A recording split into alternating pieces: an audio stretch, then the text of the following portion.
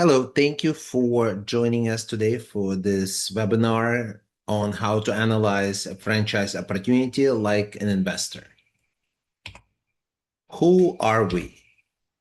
Main Entrance Franchise Consulting is an IFPG affiliated team of certified franchise consultants, and we, as certified franchise executives, specialize in helping international investors navigating their complexities of the E2 visa process, as well as supporting US-based investors in selecting and acquiring the right franchise opportunities. Why most buyers analyze franchises the wrong way, in my opinion. So mainly the buyers focus on the brand popularity, personal preferences, emotional excitement. You have to go broader than that. You have to see where the market is right now. So smart investors, they focus on financial performance, the risk, and the scalability. Also, when you buy any business or you start any business, you have to look at exit potential.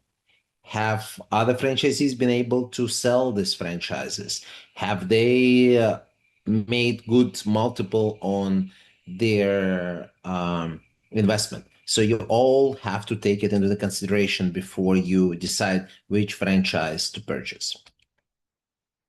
So let's talk about the five-part evaluation framework. First, you have to look at the market and the industry. I'll give you an example. In 2020, everybody was talking about buying a fitness franchise. Everybody was super excited about it, and everybody was investing money. And then COVID happened, and a lot of franchises, promising franchises, had to close their doors. Some of them without opening because that's where the market is. So it was at the time, and gyms were closed. Bigger brands made it just fine and became even stronger, but for the smaller emerging ones, it was a tough time. So you have to see what the industry is and if the market can bury another player in the industry. Another example I'm going to give you, in-home senior care is a great niche. However, you have to remember there are about 68 existing franchises in the United States in this space, and also a lot of one-off small companies. So competition is huge. That's why if you're coming to a big metropolitan market and it already has 40 different choices, it's going to be a tough point of entry for you. So you have to take it all into the consideration. The unit economics, you have to see how other units are performing. You have to analyze it. And as part of due diligence, you have to talk to existing franchisees to ask them questions. When they started making money, how long it took for them to break even.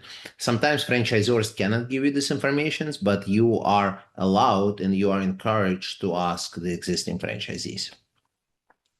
The operations. What does the operation look like? What is your day-to-day? How much of that will be done by corporate office? Are they going to be providing a call center for you, or do you have to answer every call that comes to your location? That's just one of the examples. Franchisor strengths. How long franchisor been around? Is the franchisor proved that they can be supportive for their franchisees? Having said that, sometimes there is an advantage to work with emerging franchisor, because if you work with somebody who has only 10, 15, 20 units, there is a huge chance that the CEO of the company and the founders will be working with you very closely. If you are talking to a big system that has 600-700 locations, there are layers of support, which is great for franchisees, but you probably will never get access to the decision makers of the company unless you go to the national conferences once a year, and you'll be able to talk to them for a few minutes. But this is the advantage and disadvantages of working with big guys. So you have to take all of that into the consideration. And then another one is the lifestyle and long-term fit. How hard would you like to work? do you want to be on call 24 hours a day? I'll give you a great example. Luxury dog hotels. It's a great business. People make a lot of money running it. It's expensive business to open, but it's a great business. However, you can almost count on most of your employees calling in sick the day after New Year's or the day after Christmas or Friday of your Thanksgiving week, which means that the owner has to be around in case too many people call in sick. He or she would have to go and feed the dogs at 5 o'clock in the morning on New Year's Eve. Because, if the customers find out their dog was not fed on time, that's probably going to be an issue, and they most likely never going to bring their dogs into your dog hotel. So again, that means that you have to be around during the major holidays. So you have to take all of that into the consideration. When you looking at the market and the industry, always ask, is the industry growing? Is demand sustainable? You have to see how many more players the market can sustain. You have to do your marketing research. Right now with the AI and hopefully with the help of franchise consultant, it's not as hard as it used to be to get all this information. Next question, is the market oversaturated? Again, not just by only other franchises, but also by other players. And then these players, are they having problems with finding staff to do the work? If that's true, you're probably going to be in the same shoes. So you have to think about it before you make a decision. Is the business recession resistant? Recession is cyclical. We go in, we go out of it, and it happens all the time. Sometimes it's a slowdown, sometimes it's a full-blown recession. So you have to see what's going to happen if the market goes down. Again, all of that are the questions you should be asking your franchise consultant before you make a decision which franchise to buy. Strong industries today often include home services, senior care, B2B services, and pet care. Education always been popular because we're getting more and more kids in the United States, and parents want their kids to be smarter, so they invest in their education. And when I say education, it also applies to sports, youth sports sections. So unit economics, the key metrics that you should analyze as a smart investor is the revenue. How much does a typical unit generate? And sometimes a franchisor does not give you this information, but it gives you some other data points that you can analyze. And by reading between the lines, you can figure out how much these franchisees are making. And also don't forget, again, as I said, you can ask the existing franchisee this question. They don't have to tell you, but most of them will. If they're doing great, they'll be bragging about it. And if they don't, you'll be the first one to know. Margins. What remains after all the expenses? Because, sales is great. And keep in mind, most of the franchisors charge their royalties based on the revenue, not based on total gross income. They actually look how much you bill. But the question is how much you're going to have left over. So you have to look at the margins. Break even. How long until you are profitable? And look, there is no right formula. Nobody says that you have to be profitable within 2 years, or you have to be profitable within 3 months. Every industry is different. And the question becomes, once you're profitable, is this going to be money making for you for a long time? If that's the case, well, maybe you should wait a little longer before you become profitable. But you know that you have at least 10, 15 years of making money in this business after you break even. Cash flow. Can the business support debt plus owner income? Look, when you start new business, it's always a good idea to have a cushion that can support you while you're growing your business. So you don't have to deplete your business. Always ask questions. Ask franchisors, what is the cushion do I need? And ask the franchisees, how much did you save? Was that enough? If you would do it again, would you save more money than you did when you started this business?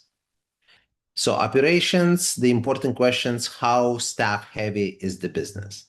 Now look, people think that McDonald's is the restaurant. Well, let me break it to you. McDonald's is not the restaurant. Do you get to buy burgers, fries, and shakes? Of course. But McDonald's is people's business. The average size of employees in each McDonald's is 50 plus. So you have to worry about 50 plus people working for you. And let's be honest, most likely you're paying them minimum wage. So if this employees will find a better job, they will leave. What if you're going to lose 10 people to a restaurant that opened next door who is willing to pay $2 more an hour to get best of your staff? What are you going to do? Where are you going to get the people to support your operation? So it's very, very important to look into that. How difficult is hiring? I already talked about the senior care. Again, great business, but to find talent might be a little bit challenging. How involved must the owner be? Are you going to be in the business from start till you close the doors? And if that's the case, what are the hours of operations? If you're doing the employer testing, where the employee is getting tested for drugs, for example, the lab is open 8 to 5, Monday through Friday. So starting 5 o'clock, even if you work in a business, nobody gonna call you and asking for you to come and do some work. But if your business is, for example, flood mitigation, then you might be getting called 12 o'clock in the morning, 3 o'clock in the morning. And if you don't take this call, your competitors will, and you're going to lose a client. So how much involved do you want to be? Can this scale to multiple units? If you buy territory and you are successful, can you grow this next to where you are? Or you're already going to have somebody else who's going to take advantage of all your marketing and hard work? Please keep in mind, the higher the complexity, the higher is the risk. I believe people are overcomplicating everything. We do that as humans in life, in the relationship, and business. If you find a way to simplify things, that's going to make your life easier. And that definitely applies to the business. So let's look at the hidden cost, cost beyond initial investment. And many buyers do underestimate them. Working capital, how much money do you need for the first 3, 6, 9 months of operations to be able to run your business and to ultimately grow your business? Payroll, you're not going to find employees working for free. So if you do have 10, 15 employees and they're getting paid every week, you better have money to pay them. Doesn't matter if you got paid by your clients yet or not. They don't really care. They just want to get their paycheck. Is the owner, you're the last person to get paid. You can potentially get the biggest rewards, but you're the last person to get paid. Marketing. The more you spend, then technically more you make later on. So you have to have enough money to run the advertisement. If you buy a large franchise we talked about McDonald's, whether it's McDonald's, Taco Bell, or Subway, you probably don't need to run the advertisement and create flyers because people know um, who you are and what you're looking for. But in some cases, the franchisor will charge you 2% of your gross sales that will go into the national marketing and advertisement fund. All these ads that you see from Taco Bell and McDonald's during the Super Bowl that cost tens of millions of dollars, they're all sponsored by franchisees. So that's on top of the regular royalties that you are being charged. Rent. In some cases, you will have to put deposit to be able to rent, and also you probably have to sign a 3 to 5 year lease and personally guarantee it. Insurance, know the cost of the insurance from day one, and then equipment replacement. What's going to happen when your equipment start breaking? Do you get the warranty, or do you have to throw it away and buy a new one? There is an option in some cases, lease the equipment, and you might be not owning it, but you won't have to worry about replacing it if something goes wrong. So always have that as part of your analysis. And then the question to ask, do I have enough capital for the ramp-up period? Also ask yourself, what is your ramp-up period? How long it typically takes? Does it take 3 months? Does it take 6 months? Does it take a year? Again, there is no right or wrong answer. You have to see and analyze the risks and the rewards. The semi-absentee reality. Is the business truly semi-absentee? Many franchises, they market themselves as semi-absentee, but they imply that you're going to have a full-time general manager. And that could be the case, which might work fine for you, but always ask yourself a question. If this general manager leaves tomorrow, for whatever reason, finds a new job, quits, or you fire them, how long is it going to take for you to replace this person? And while this person is being replaced, who's going to do his or her job? Is it going to be you? Or do you have assistant managers who can take over for a while? You have to keep that in mind because you might be semi-absentee, but then when you lose a manager, you might have to jump in and work in the business for a month or maybe longer before you find a decent replacement. Ask who runs the daily operations. Is it you as the owner, or is it the manager, or the business runs by itself, which rarely happens, but there are some cases that you does not require a lot of your involvement.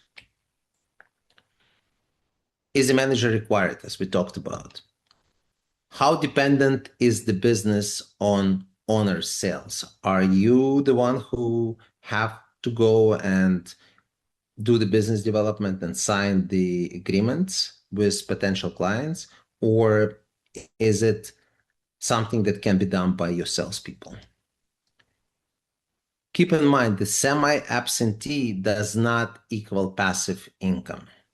Passive income is when you buy stocks and they just appreciate, depreciate, and you hopefully make money, but sometimes you do lose money. That's the passive income. When semi-absentee, you have to get involved at some point. Let's talk about franchisor strengths. The strong franchisor provides training, not only initial training, but ongoing training. You always want to see what the training includes and talk to existing franchisees what the training looks like. The systems. Is the franchisor using AI? Time's changing. AI is not the answer to everything. There are a lot of businesses that are AI proofed, but AI does help them to run more efficiently. For example, window washing business. It's definitely not an AI business, but recently I've seen people washing the windows of up to 15-story high buildings using drones. And the funny thing is that this drones are regulated by FAA. The same people that regulate our airports regulate the window washing drones. But now you don't have to climb the high buildings and risk somebody's life. You can just do it operating it from the ground. So you have to see what systems your franchisor provides. The marketing support. Are you the ones who have to do everything on the local market, or do you get help from your franchisor? The ongoing coaching. Again, it's very important what initial training you get, but it's also important what the training gonna look like after you open. Operational guidance. How often do you have access to a franchisor team? Are they accessible? If you have a question, do they get back to you right away, or do you have to wait weeks before somebody returns a call? Ask, is the franchisor helping operators succeed?